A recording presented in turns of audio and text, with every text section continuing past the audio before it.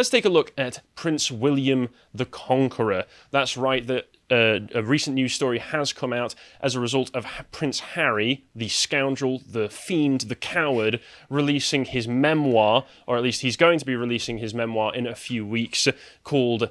What's it called again? It's called Spare. That's it. It's called Spare. I've seen some disparagingly remarking that it should be called Simp instead. Certainly that would be a more accurate title for it.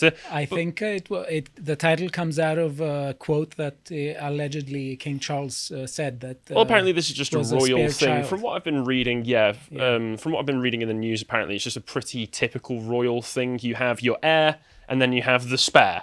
Which makes perfect sense. It seems that he's a little bit resentful about it, but Harry seems to be a man who can really hold on to resentments like the woman he actually is. We both know who wears the trousers, who wears the pants in his relationship with Meghan. So before I go any further, I'd like to point you all towards Carl's latest article on the Sensible Centre, which is the political formulation that he and AA have been concocting for a few months now. I will warn you, I have not read this article, so I cannot condone nor approve of the messages therein as of yet, because it is quite the monster. You can tell just by the audio track that's available for our silver members. If you scroll down, just so we can take a look at it, John. Yep, that is almost an hour long, so it's a big article, and I'm sure that Carl goes into a lot of detail with his arguments and explanations of what the Sensible Centre is and why it is that he's arguing for this as a reframing of the debate. Once again, I'm still, perhaps ironically, fence-sitting a little bit on the whole idea of the Sensible Centre idea, but I do really like the idea of reframing the debate as the leftists are and always will be historical extremists. I definitely like the idea of being sensible. Yeah, I like the sensible aspect. It's the centre part, which is like, but then again, I've not read the article. I've not read the article, so once I do read the article, perhaps I'll have been convinced. Anyway, let's get on to it. So, folks will be aware that what's been going on with the royal family for a long time has been hitting headlines. Prince Harry and Meghan's departure from the royal family, Meghan's accusations of racism. Apparently, one of the royals asked them what colour the baby would be. Honestly, Meghan's pale enough that I don't think that's a worry that you need to have in the first place. Plus, Harry's a ginger, so how could it come out as anything but, pale and specky? But the most recent thing that was coming out was the Netflix documentary, which Dan and I watched the first 3 episodes of, known as Part 1 of that. We released this video talking about it, 3 Years of Royal, which I did enjoy the video. I didn't enjoy the research I had to do for it. You can't make me watch part 2. Yeah, I thought my title for it was quite clever, so I appreciate that. Got some good clicks. But I'm not watching part 2. I really don't want to watch part 2. I was trying to watch, something else the other day. You took one for the team. Well, no, I was trying to watch just something else the other day while I was just chilling out in the living room, and the missus tried to put part 2 on, and she couldn't last through it, and I just was ignoring it. I was just like, no, I'm not watching this. Because I just do not want to, because it's just smears and accusations of racism, claiming that the UK and Britain in particular is just an evil racist place to be, despite the fact that there were plenty of videos of loads of people around during the weddings that they had. I think episode 4, the first part of part 2, was focused on the wedding, and it was showing all of these rows and rows of people either side of roads in England as they were coming down, as they were being driven through the streets, just waving the Union flag, doing lots of stuff, being very positive about the whole situation. All the while, Meghan is just getting ready to say, all these people who celebrated me, who were so happy for my wedding, who were really happy for me joining part of the royal family, they're all just racist. They're all just evil. Look at them. They're old and white and English. Therefore, they're racist. Evil people. I really don't like this idea of making everything a public affair. This is a family issue. It should be confined within the family. It absolutely should, especially with the royal family, who are basically figureheads for the country. There is a certain level of hierarchy that needs to be adhered to. And part of that hierarchy involves the public are not to be part of private royal spats. Yes. That's just how it goes. That's how it should be. I'm not saying that that's been how it's always adhered to historically. Obviously, we in Britain have quite the history of royal arguments and spats throughout the years. But in terms of protocol, that's how it should be, and we should remain respectful. But Harry has done everything that he can to make it public, which is ironic, seeing as that, once again, in his never-ending quest for some privacy, finally, he's releasing this memoir. Seems counterintuitive, but, that's his prerogative, that's how he's going. But I did notice that this morning was trending. Hashtag Prince William is a king, and that was on Twitter. Very interesting, and I thought, where's that come from? And then I looked at the news and found out exactly why. It's because in the press, excerpts and leaks of Harry's memoir, Spare, have been released. Supposedly, this is from an insider who gave the information to the Sunday Times, I think it was. But the leaks are quite telling, and despite what Harry may want, really don't make him look good, and they make William look like an absolute Chad. Well, no publicity is bad publicity. Well, as much as at Harry least in Meghan's mind. I don't know. Well, disagree. No publicity is bad publicity works if you already have the entire media class on your side, because the only bad publicity that they're really getting is from the public, whereas all their friends are baked into the media class. They're really embedded in there. So even if the public absolutely despise them, purely because of the fact that they're royals and that they have this timely, topical race bait narrative about the royal family being racists, it means that there's always going to be opportunities for them. Spotify will just stand by for like a year and a half while they say, oh, we've got a podcast coming out, and then it takes like almost 2 years to get around to actually releasing parts of it. It's a shame, but that's just the way that the situation is being handled right now. But it does mean we can get some funny memes out of it, and it does mean that we can see get some opportunities to celebrate the rightful heir, that being Prince William. And I'll just go through a bit of the information. So, like I say, the memoir has been leaked, or at least a bit of it has been leaked by this insider, and in it, Prince Harry has claimed that his brother, Prince William, physically attacked him. And the book says that the row was sparked by comments Prince William made to Prince Harry at his London home in 2019. Prince Harry, the paper says, writes that his brother was critical of his marriage due to Meghan Markle, and that Prince William described her as difficult, rude, and abrasive. Fact check true. Yeah, confirmed. I completely agree. There's nothing you can do to convince me she isn't any of those things. Do we know anything about the context of this scene? Let me just go through I heard somewhere of this. that Meghan Markle was being very rude to staff. I have heard that as well, but I've mainly seen that reported through Twitter posts. I've not seen that in the Guardian's original article or any of the other ones talking about it. But then again, it might be the case. Perhaps I've just not found the right information to confirm that. But you are right. There are allegations that it was because Meghan Markle and Harry in particular were being really rude to staff at Buckingham Palace or wherever it was that they were, perhaps Windsor, and apparently reduced like a 22-year-old maid or staff member to tears. And Prince William was very upset about this. And to be fair, given the sort of attitude that we can see from Meghan Markle, she tries to put on the smiley face, she tries to put on this, I'm a glowing princess kind of persona in public, and even that is not convincing. You're a terrible actor, Meghan. Why you were being hired in the first place is obviously due to the fact that your dad was already embedded in the industry. So it's just clear nepotism. You are not a talented actress. Also, you're barely even black. So just shut up about it, for the love of God. So the Duke of Sussex reportedly writes that his brother was parroting the press narrative as the confrontation escalated, because Prince Harry has never once parroted a press narrative, right? Not like in the documentary that Netflix released, he was parroting the press, Guardian, David Olusoga narrative about the British Empire, which is evil. The only reason we were going out to all of those countries was to oppress them in the first place. It wasn't for trade relations. We were never teaming up with other sovereign leaders in those areas and creating, mutually beneficial alliances or anything like that. No, we only did it because we heard that there were brown people out in the world somewhere and we wanted to put a stop to it. Maybe Harry, but if you read the sorts of journals that these people wrote back in the day, it was a bit more complicated than that if you examine the situation. But then again, I understand you're more American than English now, so it's understandable that, reading old books isn't your style.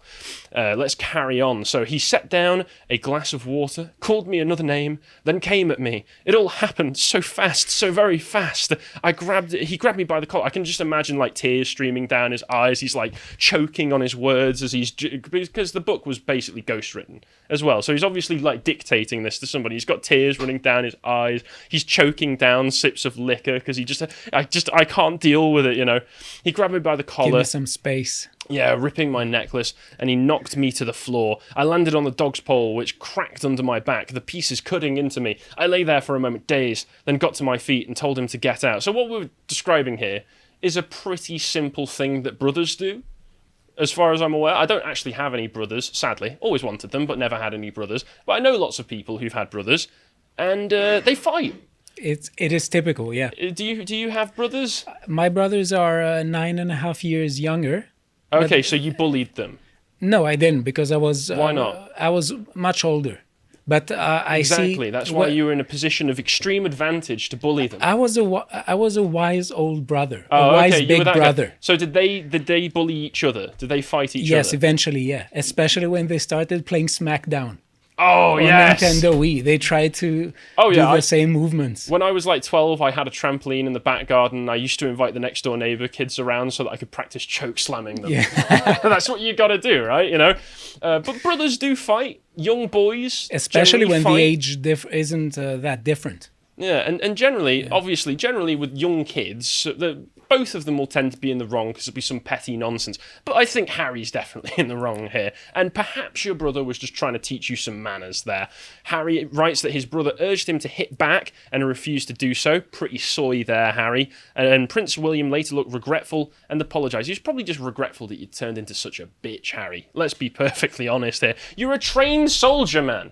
You're a trained soldier. You're trying to defend your woman's honour. This man has called your woman abrasive, rude, belligerent. You're supposed to be there and stand up for her. You're not just supposed to take it in the jaw and then go whimpering off to write about it in some book. You are incredibly feminized, Harry. You used to be a soldier. You used to be cool. And now you're a little whiny bitch. Why has this happened? Oh, it's because you are with a gaslighting witch of a woman. Everybody knows this. She's driven you away from your family. You're moaning in interviews with the ITV that, I just want my family back. I want my dad and I want my brother back. Maybe, if you actually apologised, maybe if you stopped doubling down on your nonsense, maybe if you stopped accusing them of being racist and giving into these Americanized post-colonial narratives, maybe they'd accept you back.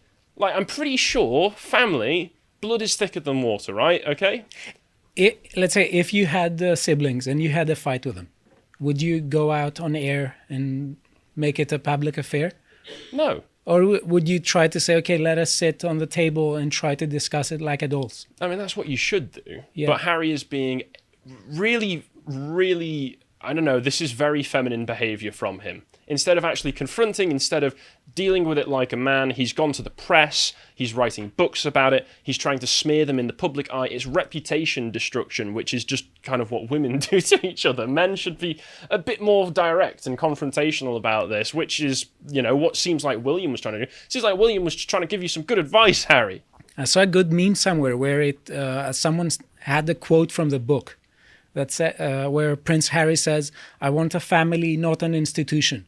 And the response was, well, how about starting with dropping the title?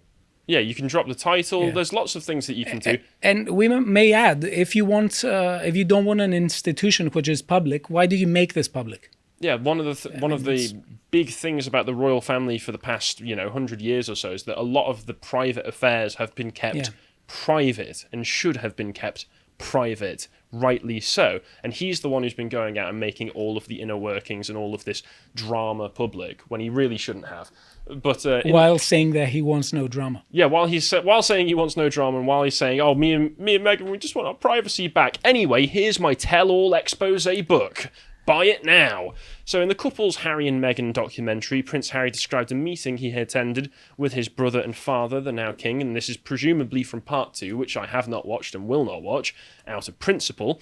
Prince Harry described the conference in early 2020, which was also attended by the late Queen, as terrifying. It was terrifying to have my brother scream and shout at me and my father say things that weren't simply true, and my grandmother quietly sat there and took it all in. According to the paper, Prince Harry writes that his father stood between him and Prince William and said, "Please, boys, don't make my final years a misery." Yeah, that's fair request. Don't do that kind of thing to your dad, who probably, just wants everything to be all right. He wants everything to be kosher between everybody, but no, you just got to turn everything into a petty bitch fight in the media.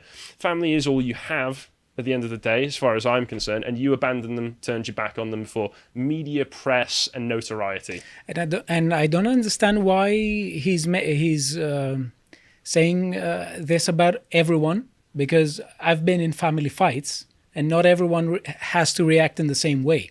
So I don't understand why the previous queen. No, me and my family have had massive arguments in the past. Everybody's had massive arguments with their family in the past. But one of the things that you do if you care about your family is you reconcile and you try and put it behind you. Prince Harry is acting like all of those insufferable Gen Z leftists that we see on TikTok and on Twitter who are saying, here's how you can convince your family to be socialists over the dinner table at Christmas. Or if your family is racist, then they're evil and you should abandon them. This is this really toxic, negative attitude where it's family is something conditional. And yeah, if your family are legitimately abusive, they're beating you, belittling you, actually being abusive towards you, then there's an argument to be made. But this is just normal family stuff. And he's treating it like it's the end of the world. And he and Meghan didn't have to choose this path. They chose to go down it themselves. And then there's other funny headlines that I've been noticing, which is that in the same excerpts that have been leaked to the press, supposedly Harry is claiming that William and Kate told him to wear that notorious Nazi uniform that he wore at the party and howled with laughter when they saw him in it. If this is true, I see no problem with this. Pretty funny. I see a problem with this. It's indecisiveness.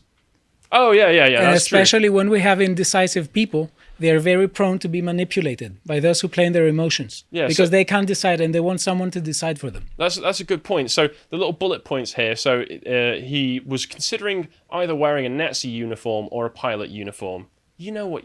If you're considering the choice between Nazi uniform and pilot uniform, you know what you're going for. You know what you're actually going to go with. You're asking for it. You know if you ask Will and Kate what you should go for, they're going to go for the funny one. They're going to go for the meme answer, which is the Nazi uniform. You wanted to do this. Stop delegating responsibility to everybody else. Everybody else except himself. That's what he's doing. It's ridiculous. It's very, very annoying. And it was just own it. It's a funny uniform. You don't need to grovel. You don't need to go to the chief rabbi, Jonathan Sachs. You don't need to speak to Holocaust survivors. Embrace the meme. Accept it. You did it as a joke. That's as far as it goes. Someone shared this with me as well, this headline, which was from GB News, talking about Prince Harry's bombshell book has price slashed as UK stores selling it for half price before it drops. And I thought, oh my God, are they saying that no one's going to buy this? No, it's just a clickbait headline from GB News, because what it actually turns out is because Amazon and other online retailers are going to be selling the book cheaper than retail stores will, Tesco and other big supermarkets like it, they're just going to slash the price to make it competitive. It's that simple. They do it with a lot of books, but I was really hoping that just out of sheer disrespect, the supermarkets were just like, no, people aren't paying that much for this rubbish, because it was going to go for £28. Oh, come on. £28 brand new hardcover. I don't care if you're a Prince Harry. That's not worth it. Who would give £28 for this? There are some people, yeah. David Olusoga, BBC journalists, those sorts of people, I bet they're going to be lining up for their first copies on the release day. And, I think all of this... When they wait for the paperback edition... I might set the Seven Seas. I might set sail to the Seven Seas to see if I can find a copy of it elsewhere.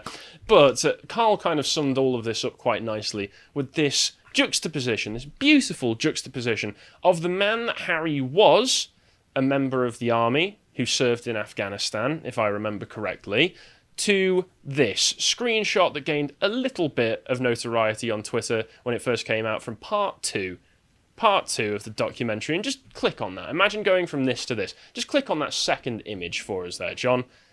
Harry has embodied the soy jack. He looks like a mixture of the consumer soy jack, while also being the spitting image of the Kuma soy jack. It's terrible. And the subtitles as well. Megan just saying to him, Beyonce just texted, Harry gasps. He's even doing the hand motions. He's even doing the, oh, consume! I must get my new product. Beyonce, you're a prince. You're a member of the royal family. You have history going back 1,000 years. You can trace your family lineage back 1,000 years. And Beyonce, some flash in the pan, overrated pop hussy, has got you excited, got you shaking your hands like a little soybean that you are. I mean, for the love of God, what has happened? He wants to be king of the woke. Yeah, sadly he does. His brother is the king of England. Well, will be, certainly, yeah. Will be, and he says, if I can't be number one, I have to be number one in something else. Yeah, you're absolutely right there. He's basically gone, okay, William's the guy who's going to be king? Fine. I'll make my own name as a little whiny baby. Oof, there you go. I did have some other stuff to talk about with Jordan Peterson basically being prescribed, being censored by the Ontario College of Psychologists, but I think we can save that information for another day because I'm not feeling that it's fitting in too much with the rest of this segment right now, so I think we'll move on to the next segment. So yeah, Harry, just shut up. Shut up and stop being a little bitch.